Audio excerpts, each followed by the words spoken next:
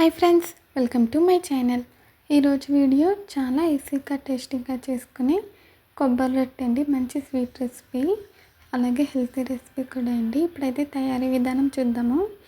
ముందుగా నేను ఇక్కడ కొబ్బరి తీసుకుని కొబ్బరి తురుము రెడీ చేసి పెట్టుకున్నానండి. ఒక బౌల్ తీసుకుని అందులోకి 1 కప్పు కొబ్బరి తురుము వేసాను. నేనైతే ఇడ్లీ పిండితో చేస్తున్నానండి ఈ కొబ్బరి రొట్టెని. మీకు ఎప్పుడైనా ఇడ్లీ పిండి మిగిలిపోయినా సరే ఒకసారి ఇలా ట్రై చేయండి, చాలా బాగుంటుంది. తర్వాత 1/2 కప్పు బెల్లం వేసానండి. బెల్లాన్ని ఇలా చిన్న ముక్కలుగా చేసి లేదా బెల్లం తురుము వేసుకోవచ్చు. తర్వాత ఇందులోకి 1.5 కప్పు ఇడ్లీ పిండి వేసానండి. ఇడ్లీ పిండి అంటే మినప్పిండి, ఇడ్లీ నూక కలిపి పెట్టుకుంటాం కదా, అది వేసుకోవాలి. కాకపోతే ఇడ్లీ పిండి చిక్కగా ఉండాలండి, అప్పుడే మనకి రొట్టె బాగా వస్తుంది. 1.5 కప్పు పిండి, 1/2 కప్పు బెల్లం అండి. కొద్దిగా ఉప్పు వేసుకోవాలి. ఉప్పు ఎక్కువగా సరిపడగా వేసుకోకూడదండి, కొంచెం తక్కువగా చిటికెడు వేసుకోవాలి, అప్పుడే బాగుంటుంది. జస్ట్ ఫ్లేవర్ కోసం వేసుకోవాలండి, ఎక్కువగా వేయకూడదు. ఉప్పు వేసి బాగా కలపాలండి. బెల్లం మొత్తం కూడా పిండిలో కలిసిపోవాలి. అలా కలుపుకొని మూత పెట్టేసి ఒక 20 నిమిషాల పాటు పక్కన పెట్టేయాలండి. అప్పుడు బెల్లం బాగా కరుగుతుంది. 20 నిమిషాల తర్వాత మూత తీసి మరొకసారి బాగా కలుపుకుంటే బెల్లం కలిసిపోతుందండి. అలాగే కొబ్బరి బెల్లం ఫ్లేవర్ అంతా కూడా ఇడ్లీ పిండి బాగా అబ్జర్వ్ చేసుకుంటుంది.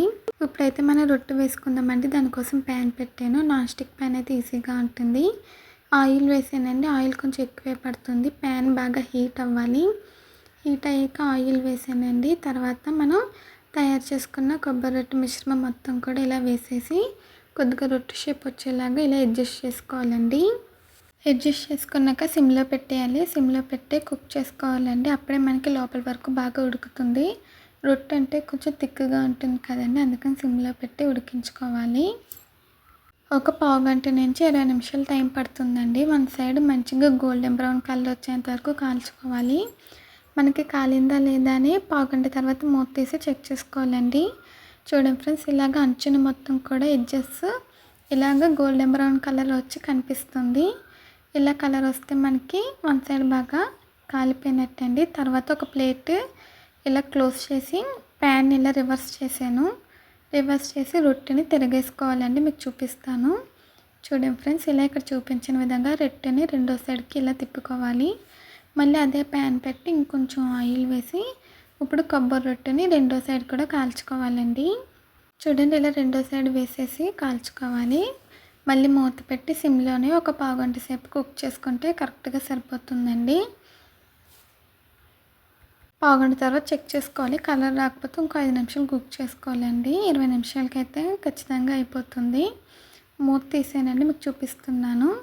ఇలాగ కొంచెం చెక్ చేసుకోవాలి. చూసారా, మంచిగా కలర్ వచ్చిందండి. రెండో సైడ్ కూడా ఇలా గోల్డెన్ బ్రౌన్ కలర్ వచ్చేంత వరకు కాల్చుకోవాలి. రెండో సైడ్ కూడా ఫ్రై అయిపోయింది కదండి. స్టవ్ ఆఫ్ చేసి సర్వింగ్ ప్లేట్లోకి అయితే తీసుకున్నాను.